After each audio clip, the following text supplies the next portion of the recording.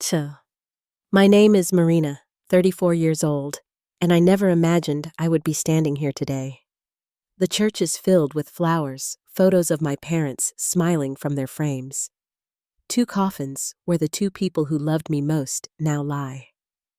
I thought that was the worst pain possible until my husband James leaned close, his breath warm against my ear. "I want a divorce," he whispered right there, surrounded by mourners. I collapsed inside while somehow remaining standing. I thought I had lost everything in that moment until I discovered what my mother left behind. If you're watching this video right now, please comment where you're watching from and subscribe to follow my journey of reclaiming my life from the man who tried to destroy it. I grew up in a loving home in Boston. Being an only child meant I had my parents' undivided attention, but they never spoiled me. They raised me to be independent, thoughtful, and resilient. My father was a respected university professor known for his brilliant mind and kind heart. My mother was a formidable attorney feared in the courtroom, but gentle at home. They complemented each other perfectly, showing me what true partnership looked like.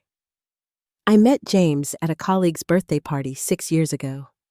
He walked in with confidence that immediately caught my attention. Tall with dark hair, always perfectly styled, and brown eyes that seemed to take in everything at once. He was the CFO of a promising startup, brilliant with numbers and charming with people. When he approached me with a glass of wine and a genuine interest in my work as a marketing director, I was instantly drawn to him. Our first date was at a small Italian restaurant downtown. We talked until the staff began stacking chairs around us. James listened attentively, asked thoughtful questions, and made me laugh in a way no one had before. After that night, we became inseparable. Weekends were filled with hikes, museum visits, and quiet evenings cooking together.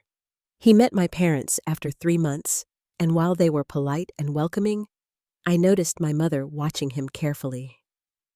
"He seems wonderful, darling," she said later. "Just make sure you really know him before you make any big decisions." I dismissed her caution as motherly overprotection. When James proposed a year later during a sunset sail around Boston Harbor, I said yes without hesitation. My parents hosted our engagement party, and my father pulled me aside during the celebration. "Marina, your happiness is all we want. If he makes you happy, then we're happy too." My mother added, "We're here for you always, no matter what happens." Our wedding was everything I had dreamed of. A spring ceremony in my parents' garden, surrounded by blooming roses and the people we loved. James looked at me with such tenderness as we exchanged vows that any lingering doubts vanished. My father cried as he walked me down the aisle, and my mother squeezed my hand before placing it in James's. If there was a shadow of concern in her eyes, I chose not to see it. The first 5 years of our marriage seemed perfect on the surface. We bought a beautiful brownstone, our careers flourished, and we began discussing starting a family. James received a substantial promotion, which came with longer hours, but also a significant salary increase. We traveled to Europe twice, started investing in art, and hosted dinner parties that our friends raved about for weeks afterward. But looking back, I can now identify the small cracks that began to form. James started working later and later, often coming home after I was already asleep. Weekend brunches with my parents became shorter, as he constantly checked his phone or made excuses about work emergencies. Our conversations grew shallower, focused on schedules and bills, rather than dreams and feelings. When I brought up our plans to start a family, James began suggesting we wait just another year until things settled down at work. His kiss goodbye in the morning became a peck on the cheek, then a pat on the shoulder, then nothing at all some days. He started taking business trips that extended over weekends, and his explanations about where he had been grew vague. I tried talking to him about the distance growing between us.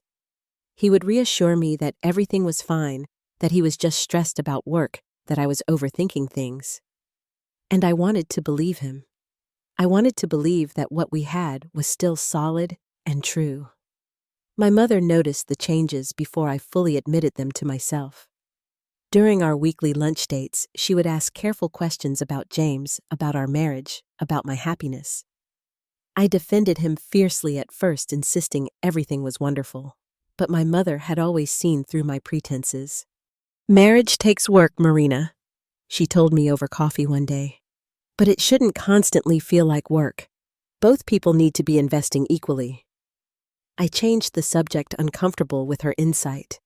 But later that evening, when James canceled our dinner plans for the third time that month, her words echoed in my mind. My father was less direct, but equally observant. He suggested more family gatherings, perhaps sensing that James behaved differently when others were watching. We planned a weekend getaway to our family cabin in New Hampshire, a place filled with childhood memories where I always felt safe and grounded. James reluctantly agreed after several excuses about work commitments. "It will be good for all of us to disconnect and spend time together," my father said when James tried to negotiate the length of the trip. Something in his tone silenced James's objections. That trip never happened. The night before we were supposed to leave, everything changed forever. The call came at 2:13 a.m.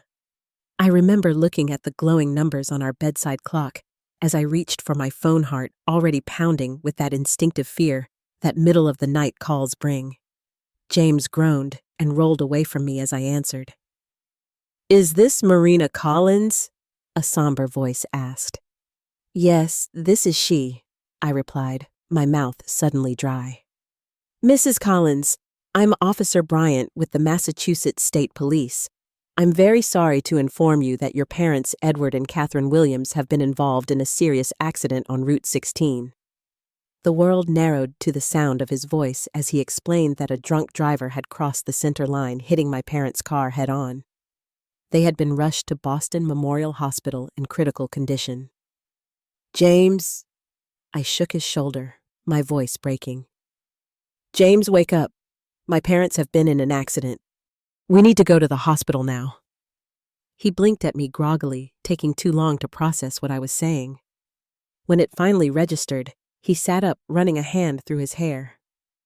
"Let me get dressed," he said, without the urgency I needed from him.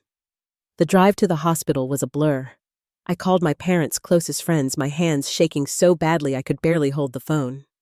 James drove in silence, occasionally patting my knee in what felt like an obligatory gesture, rather than genuine comfort. We arrived too late. The doctor met us in the waiting room, her face already arranged in that professional mask of sympathy that delivers the worst news. My father had died at the scene.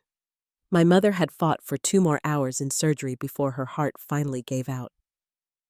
"They didn't suffer," the doctor said, as if that could possibly matter in that moment.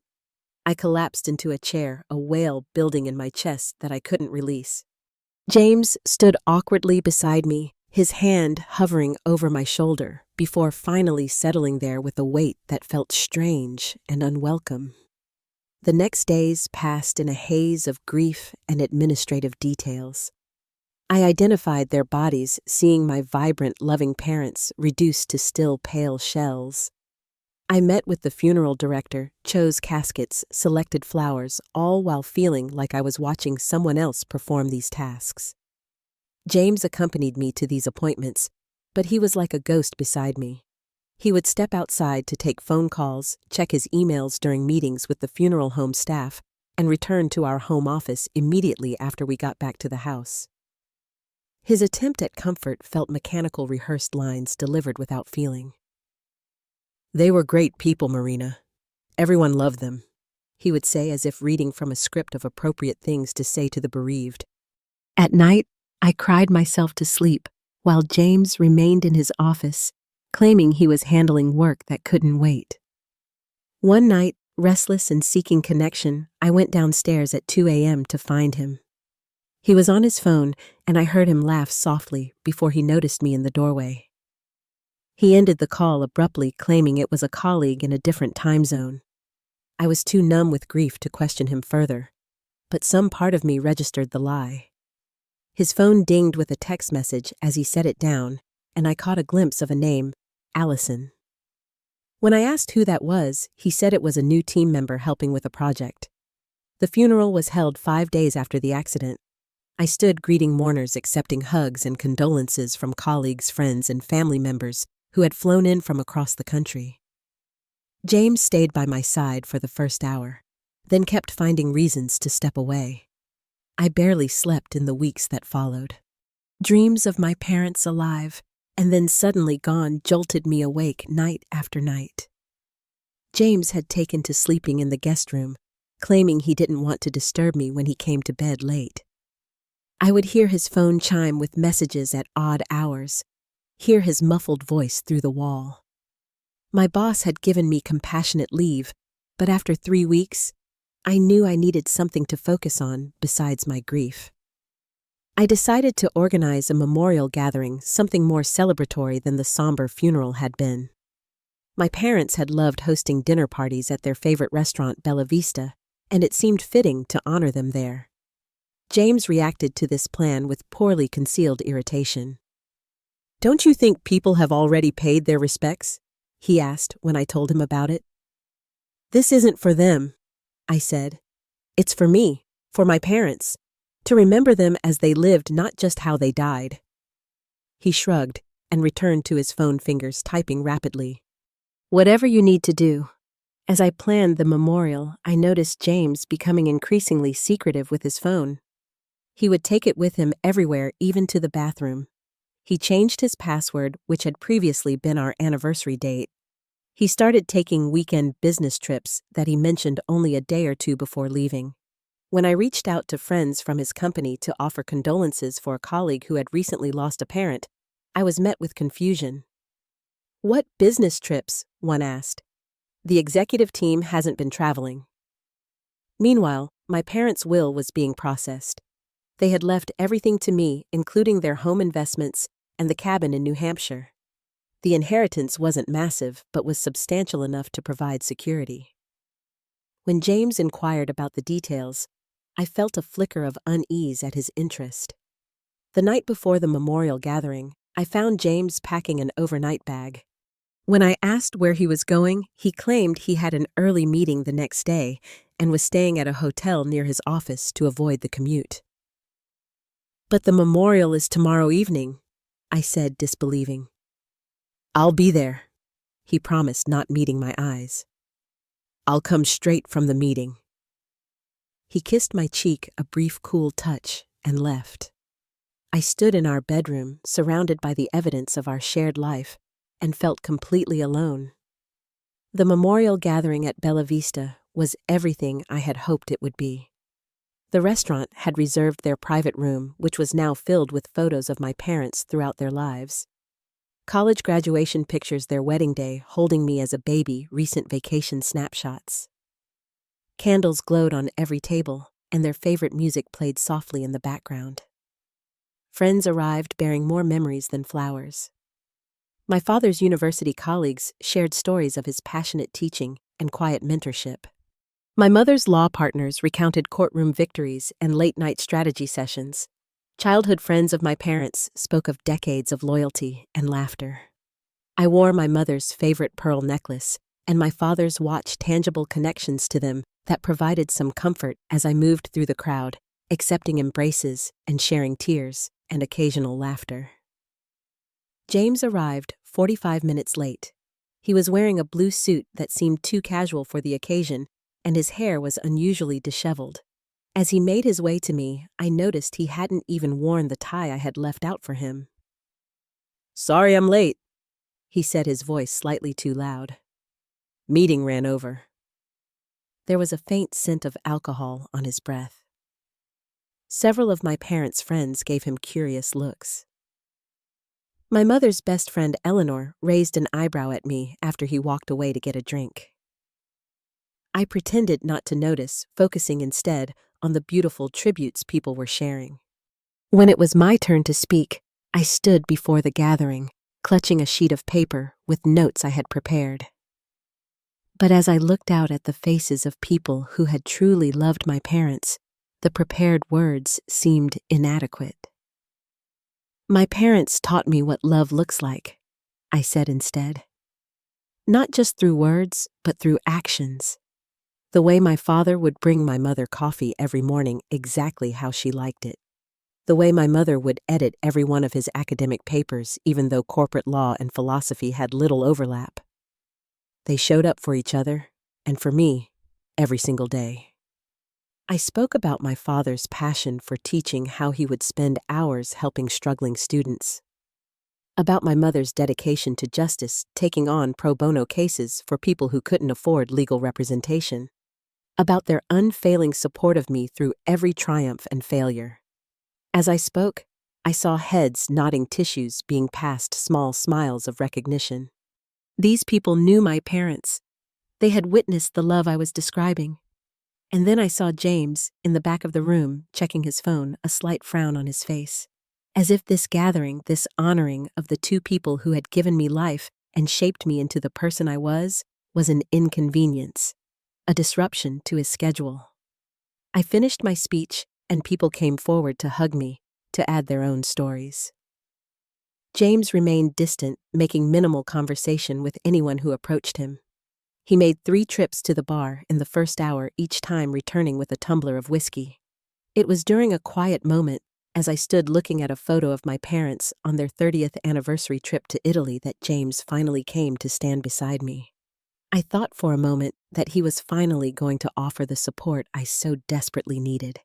Instead, he leaned close, his lips almost touching my ear, and said clearly, "I want a divorce." The room continued around me, people talking, laughing, sharing memories. But I was suddenly underwater, sounds muffled, vision blurring at the edges. I turned to look at him, certain I had misheard. "What did you just say?" I whispered. "You heard me?" he replied, his expression oddly detached. "I've been trying to find the right time to tell you. I figured this way you wouldn't make a scene." The calculation of it, the cruelty, stole my breath. He had waited until I was surrounded by people mourning my parents to ensure I would remain composed. He had used my own dignity against me.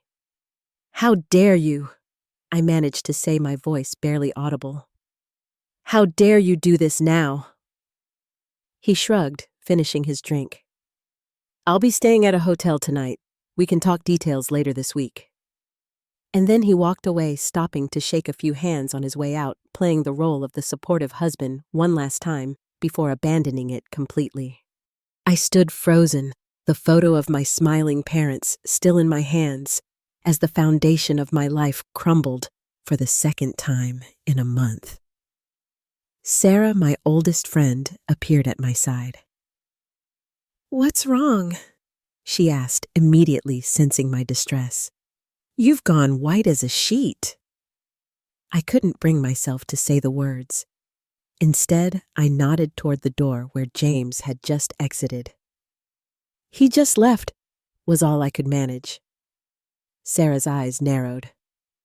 "Something's not right with him. He's been acting strange all evening." If only she knew how right she was. But I couldn't bear to explain, not here, not now, surrounded by the memories of my parents and people who had loved them. This evening was for honoring them, not for revealing the disintegration of my marriage. I made it through the rest of the evening on autopilot, thanking people for coming, accepting condolences and stories, all while feeling like I was watching myself from a great distance. When the last guest had gone, I sat alone at a table surrounded by photos of happier times, wondering how my life had shattered so completely in such a short time. Sarah insisted on driving me home. "You shouldn't be alone tonight," she said, concern etching her features. But I needed to be alone. I needed to process what had happened, to try to make sense of James's unbelievable cruelty. When I arrived home, the lights were on. For a moment, I thought perhaps James had changed his mind, had come home to apologize for his appalling behavior. Instead, I found him in our bedroom, packing a suitcase. "What are you doing?" I asked, though the answer was obvious. "Getting my things," he replied without looking up. I'll come back for the rest later. You're really doing this? I asked, my voice breaking. Now, when I've just lost my parents. He finally stopped packing and looked at me. There was no remorse in his expression, only impatience. There's never going to be a good time, Marina. Why? The question had been building since his whispered declaration at the memorial. Why are you leaving? He sighed as if my need for an explanation was unreasonable. It's not working anymore. Hasn't been for a while.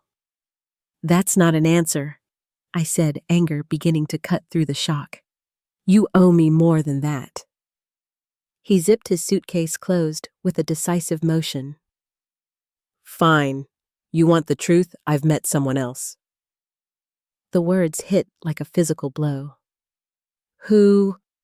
Allison, my assistant. The name from the text messages, the late nights at the office, the weekend business trips. It all suddenly made horrible sense. How long? I asked, needing to understand the scope of his betrayal. About a year, he admitted, having the grace to look slightly uncomfortable for the first time. I was going to tell you before, but then your parents died, and I thought I should wait. Wait until when?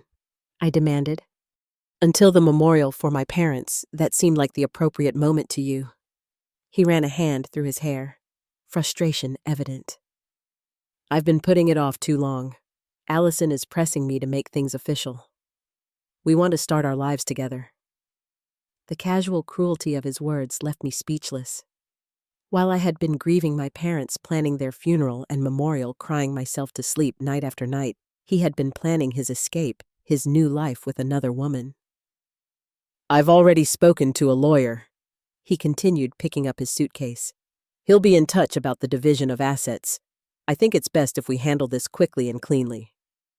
Get out, I whispered, trembling with rage and pain. Get out of my house right now. It's our house, he corrected with the arrogant certainty that had once seemed like confidence to me. And it will need to be sold as part of the divorce settlement. Get out. I repeated each word, distinct and forceful. He looked at me for a moment longer, perhaps expecting tears or pleading. When he saw neither, he nodded once and walked past me without another word. The front door closed with a decisive click, and I was alone in the home we had built together, surrounded by the wreckage of what I had thought was a loving marriage. After James left, I collapsed on our bed, my body giving way to violent sobs that seemed to come from the very core of my being. The dual grief of losing my parents and my marriage blended into a pain so intense it felt like I might die from it. I don't know how long I lay there, but eventually the tears subsided into a hollow emptiness. I couldn't cry anymore. I couldn't feel anymore. I was completely numb. My phone rang several times, Sarah checking on me. I couldn't bring myself to answer to explain what had happened. The thought of saying the words out loud, "James is leaving me for another woman," made the reality too concrete. Morning came, and I hadn't slept. I hadn't moved from the bed. The sun streamed through windows that needed curtains James and I had never gotten around to buying. Another unfinished project in our unfinished life together.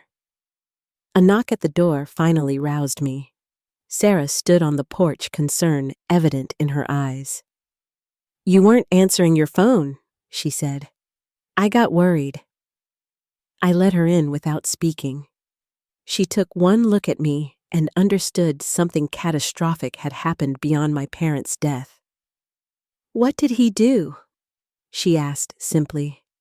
The words tumbled out, then the whispered divorce demand at the memorial, the confession of the affair, the lawyer already retained. Sarah listened, her expression changing from shock to fury. "That absolute bastard," she said when I finished. "Who does that? Who asks for a divorce at a memorial service?" Her outrage on my behalf was oddly comforting. It validated that James's behavior was truly beyond the pale, that I wasn't overreacting to cruelty disguised as honesty. Sarah stayed with me that day and the next. She called my boss to explain I needed more time. She fielded calls from well-meaning friends and family. She made sure I ate something, even though food tasted like ashes in my mouth. On the third day after James left, a courier delivered an envelope containing divorce papers. The legal language was cold and precise. James wanted to sell our home and split the proceeds. He wanted half of our joint investments. He made no claim on my inheritance from my parents, at least, though I later learned this was only because inheritance is typically not considered marital property. That same day, I discovered he had withdrawn half the money from our joint checking and savings accounts. A neat, precise division that left me with exactly what was mine and nothing more, despite the fact that his salary had been considerably higher than mine for years. Sarah found me staring at the bank statements, a strange calm settling over me. "He's been planning this," I said. "This isn't impulsive. He's been calculating this for months." "Marina, you need a lawyer," Sarah said firmly. "A good one. Don't sign anything he sends you." I nodded, but felt too exhausted to take action. The thought of fighting James, of prolonged legal battles while still grieving my parents, seemed impossible. Part of me wanted to just give him whatever he wanted, so he would go away and leave me to mourn in peace. That evening, after Sarah reluctantly left to go home to her own family, I found myself driving aimlessly through the city. Without conscious decision, I ended up at my parents' house. It still looked exactly as they had left it the night of the accident, mail piled up inside the door. My mother's gardening gloves on the hall table, my father's reading glasses beside his favorite chair. I let myself in and stood in the entryway, breathing in the familiar scent of my childhood home. Here, at least, there were no memories of James to taint the space. This was purely my parents' domain, filled with their love, their interests, their life together. I wandered through the rooms, touching objects that held memories. My father's collection of first edition philosophy texts. My mother's carefully organized desk, where she would sometimes work from home. The kitchen, where she had taught me to bake, the living room where my father had read to me as a child. Unable to face the thought of returning to my own empty house, I curled up in my old bedroom, still decorated with remnants of my teenage years. Exhaustion finally claimed me, and I slept for the first time in days. I woke in the middle of the night, disoriented and thirsty. As I made my way to the kitchen for water, I passed my mother's home office. The door was slightly ajar, a thin shaft of moonlight illuminating the room. On impulse, I entered. This had been my mother's private space, her sanctuary. As a child, I had known not to disturb her when she was working here. As an adult, I had respected the boundary out of habit. I switched on the desk lamp and looked around. Everything was meticulously organized, as my mother had always been in her professional life. Case files, stacked neatly, reference books arranged by subject, a calendar marked with appointments and deadlines. I sat in her chair, running my hands over the smooth desktop, and felt closer to her than I had since the accident. On an impulse, I opened the desk drawers, not sure what I was looking for. Perhaps a note, a letter, some final wisdom she might have left behind. The top drawers contained what I expected: office supplies, stamps, spare reading glasses. But when I tried the bottom drawer, it was locked. This struck me as odd. My mother had never been secretive.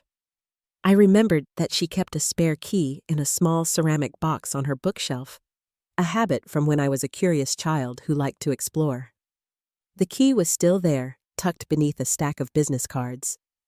The drawer opened smoothly to reveal a large manila envelope and a smaller sealed white envelope with my name written on it in my mother's elegant handwriting. Beneath them was a leather-bound journal I recognized as the one she had carried with her for the past year. My hands trembled as I lifted out the white envelope. It was marked with additional instructions, open when you need it most. If ever there was a time when I needed my mother's guidance, it was now. I carefully broke the seal and unfolded the letter inside. My dearest Marina, it began in my mother's familiar script. If you're reading this, it means you've found yourself in a situation where you need help that I can't provide in person. I pray that day never comes, but as your mother, I've always tried to prepare for every possibility. I have concerns about James that I've never fully expressed to you.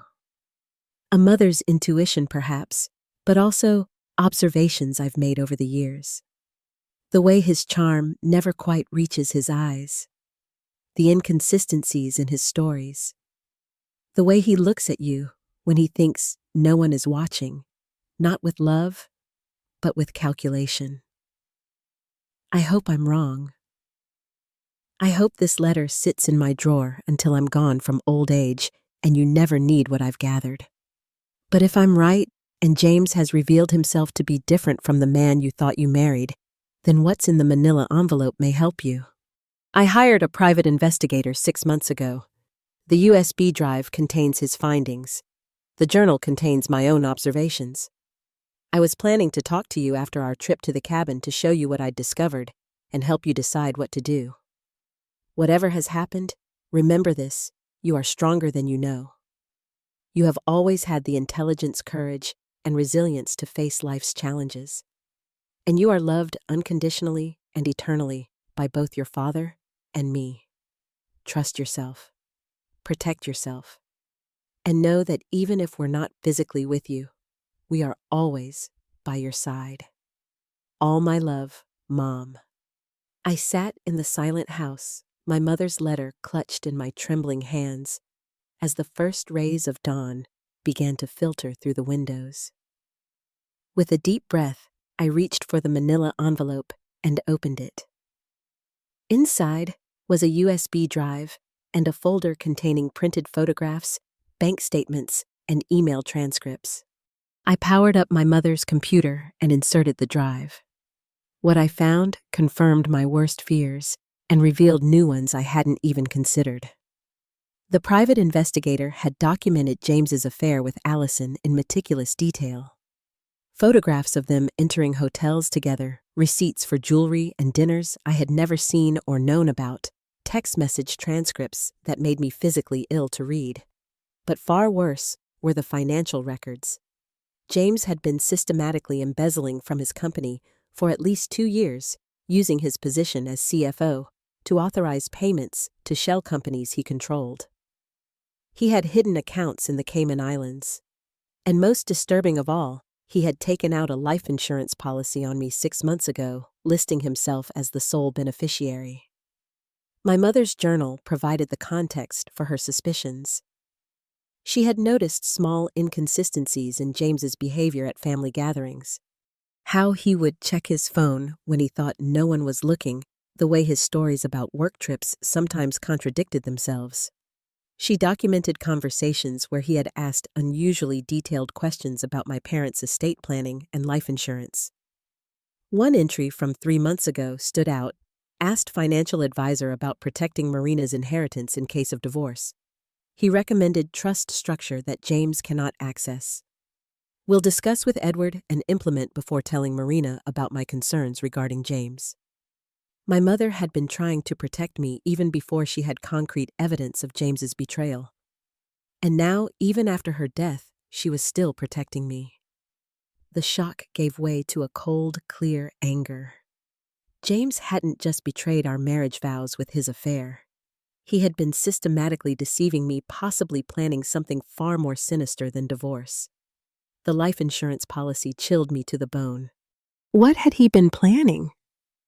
I carefully copied all the files onto my own laptop and returned everything else to the drawer. I would need time to process this information and decide how to use it. But one thing was certain, I would not be the passive victim James clearly expected me to be. As I drove home, my grief was still present, a constant ache in my chest.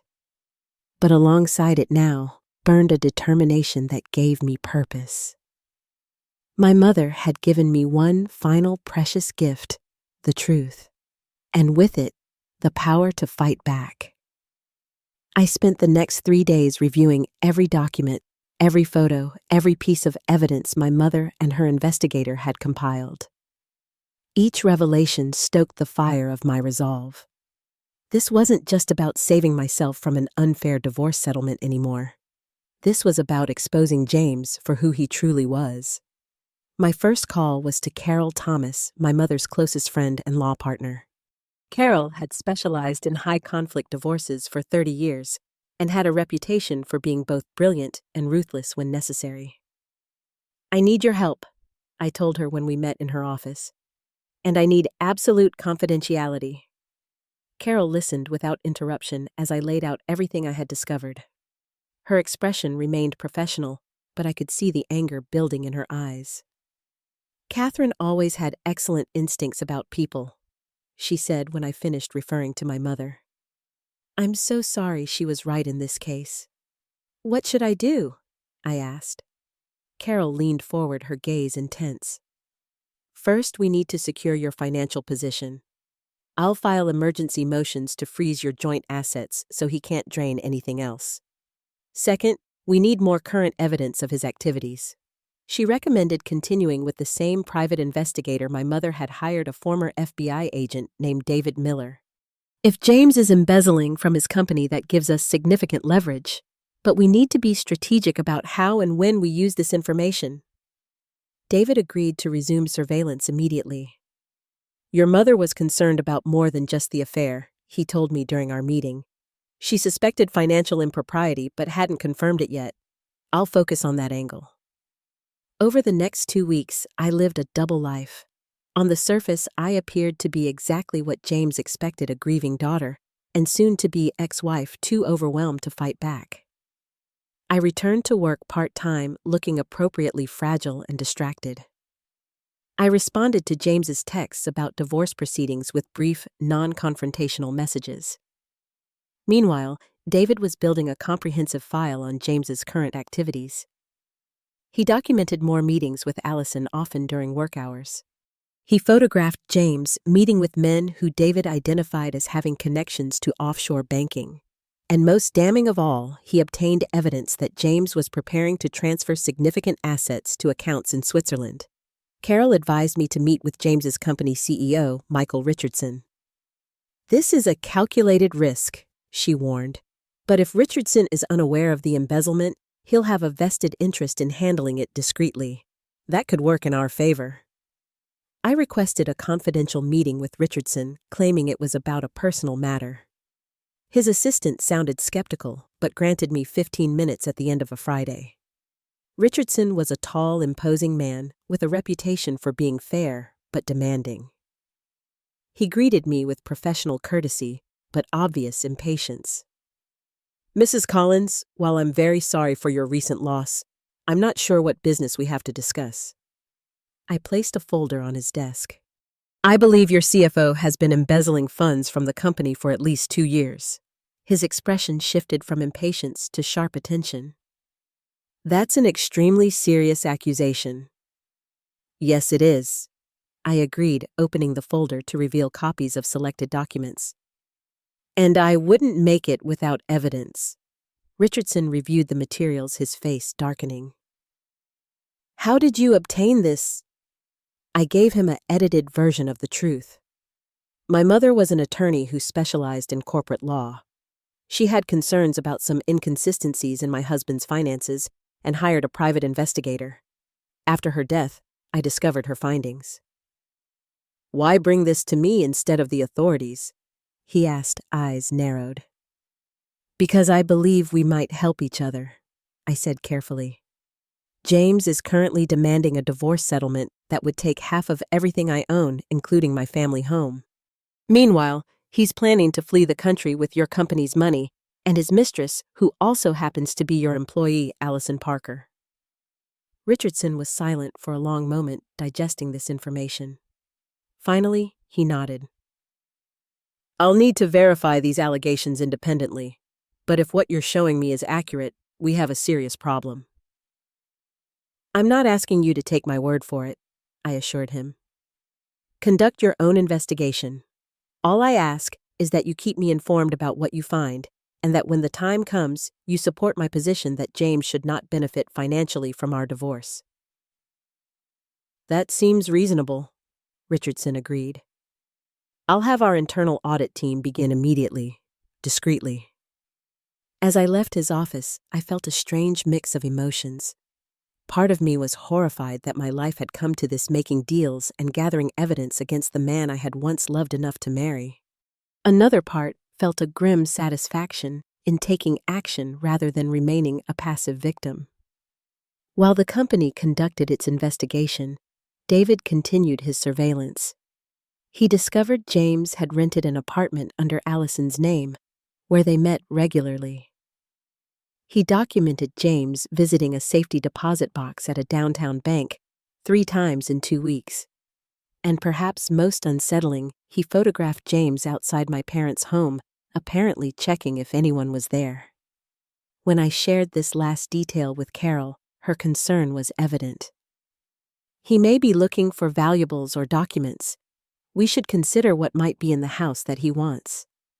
I thought about the evidence my mother had gathered, safely copied and stored in multiple locations now. He might suspect my mother knew something. She was always observant, and she never fully warmed to him. We should accelerate our timeline, Carol decided. Richardson called me yesterday. Their internal audit has found significant discrepancies that support your allegations. They're building their case carefully, but they're convinced James has been embezzling. In a stroke of luck, I discovered an old laptop of James's in our home office, one he had replaced last year, but never disposed of. With David's help, I was able to access emails that confirmed many of our suspicions. James and Allison had been planning their escape for months.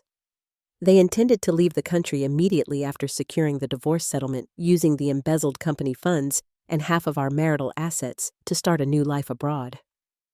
What truly chilled me were the searches in his browser history. Life insurance payout, spouse, suspicious death, untraceable poison symptoms, and inheritance rights, surviving spouse.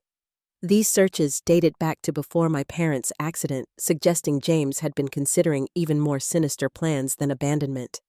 I took this information to Carol immediately.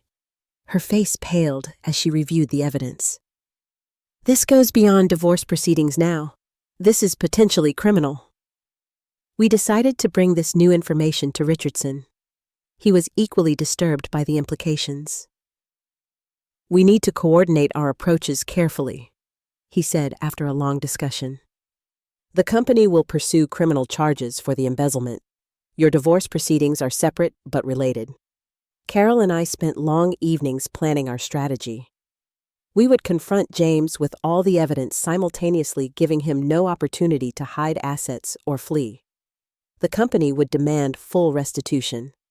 I would demand a divorce on my terms, with no financial benefit to James. The night before our planned confrontation, I couldn't sleep. I paced the floors of my parents' house where I had been staying to avoid James. The weight of tomorrow's actions pressed on me. Was I doing the right thing? Was this what my parents would want for me? As dawn broke, I found myself sitting in my mother's garden, the place where she had always found peace. I could almost hear her voice, firm but loving, telling me to stand up for myself, to not let anyone, especially someone who had betrayed me so completely, take advantage of my kindness or grief. I won't let him win, Mom, I whispered to the rising sun. I promise. The conference room at Carol's law firm was deliberately intimidating. Floor-to-ceiling windows offered a panoramic view of Boston leather chairs, surrounded a massive mahogany table, and state-of-the-art video equipment lined one wall. It was a room designed for high-stakes negotiations and confrontations. I arrived early, dressed in a black suit that had belonged to my mother. It fit perfectly, as if she had known I would need her strength wrapped around me today. Carol was already there reviewing documents and setting up presentations on her laptop. "Are you ready for this?" she asked, studying my face. I nodded. "As ready as I'll ever be." James arrived precisely on time, his own attorney beside him. Timothy Wells was known for aggressive divorce proceedings that favored wealthy clients. James looked confident, almost smug, as he took his seat across from me. He barely acknowledged my presence, speaking instead to Carol. "I hope this meeting won't take long. My client has been more than generous in his settlement offer." Carol smiled, the expression not reaching her eyes. "We'll see about that. We're still waiting for a few more participants." James frowned. "What participants? This is between my client and Mrs. Collins." As if on cue, the door opened, and Michael Richardson entered, accompanied by the company's general counsel and another man I didn't recognize. James's expression faltered. "Michael, what are you doing here?" Richardson took a seat without answering, his face impassive. Carol stood. "Before we begin, I want to be clear about the purpose of this meeting. We are not here to negotiate the terms of Mr. Collins's original divorce proposal. We are here to present our terms based on information that has recently come to light." James laughed, though I could see the uncertainty in his eyes. "What information?" "Marina is upset about the timing of our separation, which I understand, but the division of assets is straightforward." "Is it?" Carol asked, pressing a button on her laptop. The large screen on the wall illuminated with a photograph of James and Allison entering a hotel together. "Let's start with the affair, which has been ongoing for approximately 1 year." James shrugged, though his face had reddened. "Irrelevant. Massachusetts is a no-fault divorce state." "True," Carol acknowledged. "But these might be relevant." She switched to images of James meeting with men identified in captions as having connections to offshore banking. "And these?" Another click showed documentation of funds being moved to accounts not in his name. James's attorney leaned forward. "What is this? We're here to discuss divorce terms, not make unfounded accusations." "Oh, they're not unfounded." Richardson finally spoke, his voice cold. "We've completed our internal audit, James. We know about the shell companies. We know about the fake vendors. We know exactly how much you've stolen." The color drained from James's face. "I don't know what you're talking about." "Don't you?" Carol asked, displaying emails recovered from his old laptop. "These communications between you and Allison Parker discuss your plans in detail. The money transfers.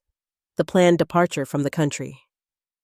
James turned to his lawyer, who looked increasingly uncomfortable. "This is absurd. They're trying to distract from the divorce proceedings." "There's more," I said, speaking for the first time. All eyes turned to me. "My mother hired a private investigator months ago. She suspected you were being unfaithful, but she discovered something much worse." I nodded to Carol, who displayed the life insurance policy James had taken out on me, along with his disturbing internet searches. "You didn't just want a divorce, James," I said, my voice steadier than I felt. "You were considering something far more permanent." The man I hadn't recognized finally spoke. "Mr. Collins, I'm Detective Wilson with the Financial Crimes Unit. We've been working with your company's internal audit team. I have some questions I'd like to ask you down at the station." James looked trapped, his eyes darting between the faces surrounding him. His confident demeanor had completely evaporated.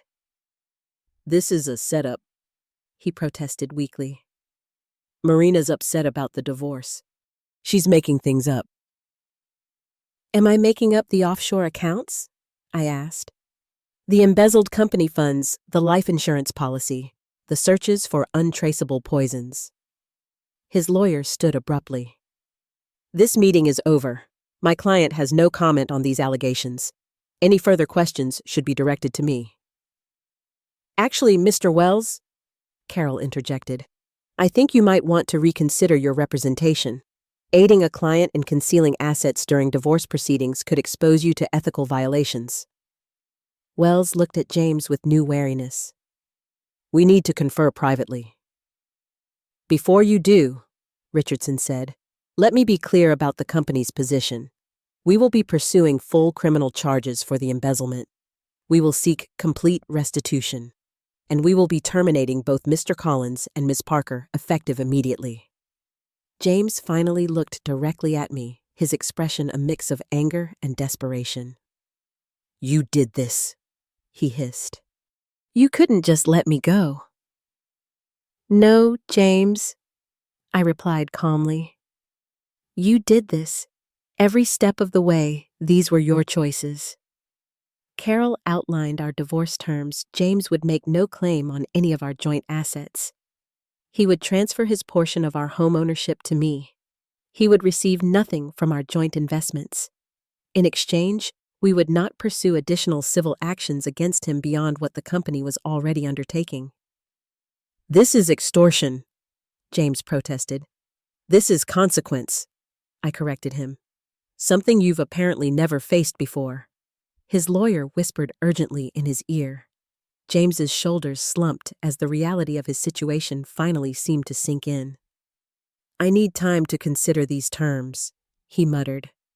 "You have 24 hours, Carol informed him. "After that, we proceed with all available legal actions, including providing evidence of your internet searches to the district attorney for consideration of additional charges." Detective Wilson approached James. "In the meantime, I'll need you to come with me to answer some questions about the financial discrepancies at your company." As James was escorted from the room, he looked back at me one last time. The charm that had once captivated me was gone, replaced by a naked hatred that confirmed everything my mother had suspected about his true character.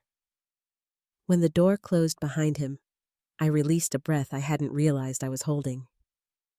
Carol placed a supportive hand on my shoulder. "You did well," she said quietly. "Catherine would be proud." Richardson approached, extending his hand. "Mrs. Collins, I want to thank you for bringing this to our attention. The company owes you a debt of gratitude." "I was protecting myself as much as the company," I admitted. He nodded. "Nevertheless, if there's ever anything we can do for you, please let me know." As the room cleared, I remained seated, looking out at the city skyline. The confrontation had unfolded exactly as planned. Yet I felt no triumph, only a profound sadness for what might have been, and gratitude for what my mother had done to protect me, even after she was gone. My phone buzzed with a message from Sarah. "How did it go?" I typed back, "He's finished. I'll tell you everything later." For the first time since my parents' accident, since James's cruel whisper at their memorial, I felt something close to peace. The road ahead would still be difficult, but I was no longer walking it as a victim. My mother's final gift had ensured that. 6 months passed like a strange dream. Time seemed to both crawl and rush, days blending into one another, as I rebuilt my life from the wreckage James had left behind. He accepted our divorce terms within the 24-hour deadline, likely advised by his lawyer that he had no better options. The divorce was finalized quickly, with none of the protracted legal battles I had feared.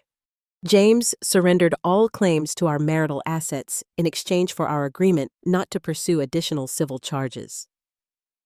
The criminal consequences were another matter. The company's case against him was irrefutable. He ultimately accepted a plea deal that included restitution of the embezzled funds and a 3-year prison sentence. Allison received probation for her lesser role in the scheme, but her professional reputation was destroyed.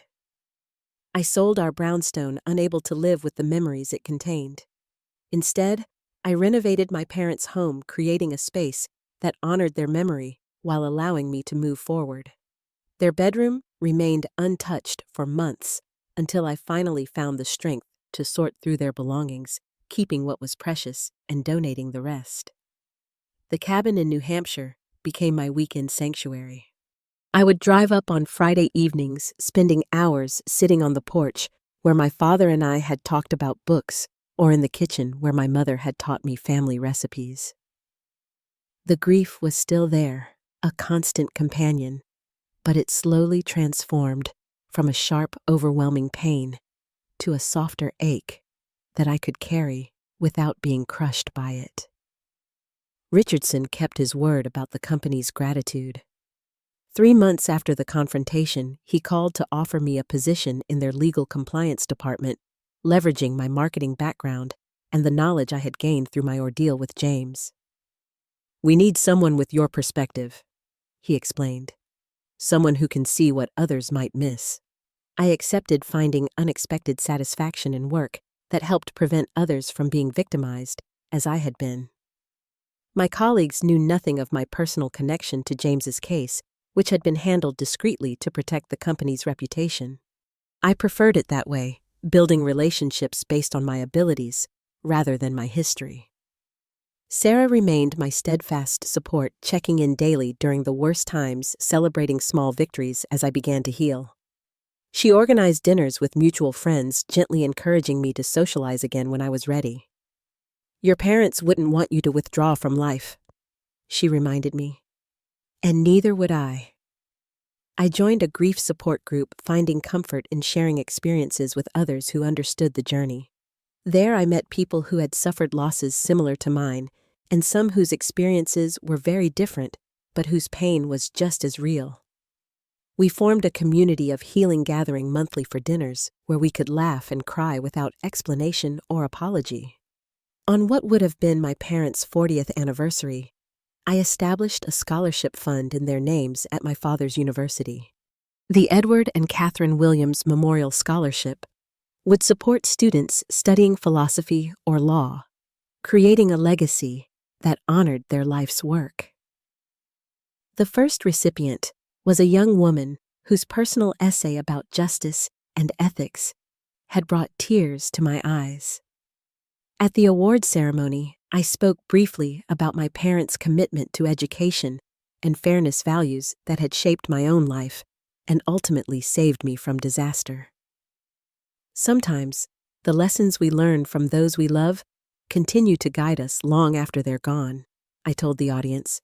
Their wisdom becomes part of us, helping us find our way through even the darkest times. As summer turned to autumn, I began to feel genuine moments of joy again. Simple pleasures returned: the taste of good coffee in the morning, the satisfaction of completing a challenging project at work, the beauty of leaves changing color along my running route. I started painting again, a hobby I had abandoned during my marriage when James had subtly dismissed it as a waste of time. My first completed canvas was a portrait of my parents based on their anniversary photo from Italy. It wasn't technically perfect, but it captured their essence, the light in their eyes when they looked at each other. I hung it in my living room, a daily reminder of what real love looked like. On a crisp October evening, I sat on the porch of the New Hampshire cabin, wrapped in my father's old cardigan, watching the sunset paint the sky in brilliant oranges and pinks.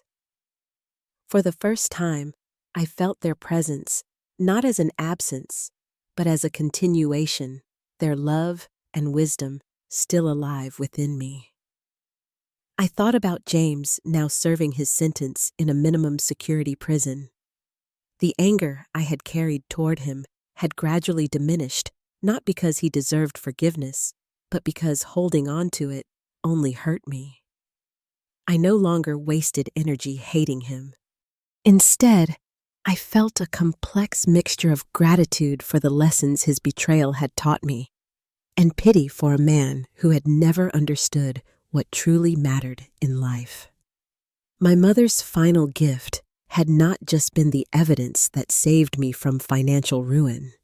It had been the demonstration of unconditional love, the kind that protects and nurtures, even when it can no longer be expressed in person.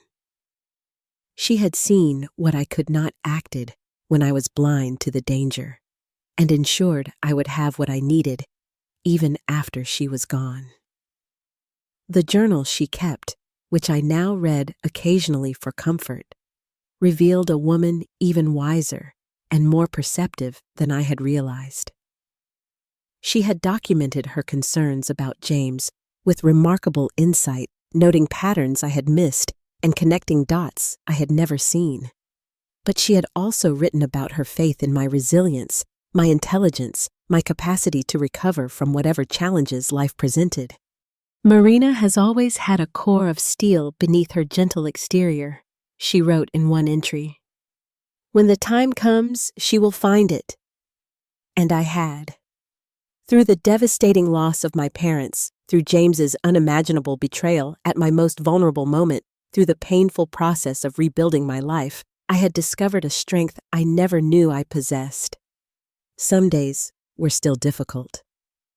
I still cried when a memory hit unexpectedly, still felt the absence of my parents at holidays and milestones. I still woke sometimes from dreams where they were alive, the brief joy followed by renewed grief when reality returned. But I was healing, growing, finding my way forward one day at a time.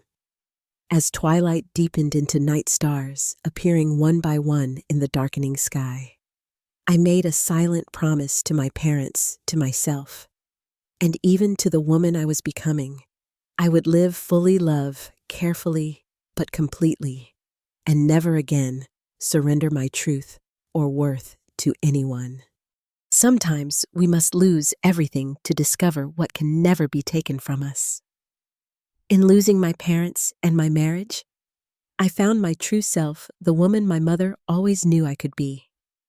That was the greatest inheritance she could have left me, far more valuable than any document or evidence. If you've stayed with me through this story, I hope you found something valuable in my journey too. Have you ever had to rebuild your life after everything fell apart? Have you discovered strength you didn't know you had? Please share your experiences in the comments below. And if this story touched you, consider subscribing and sharing it with someone who might need to hear that even after devastating loss, new beginnings are possible. Thank you for listening, and remember, the end of one chapter is just the beginning of another.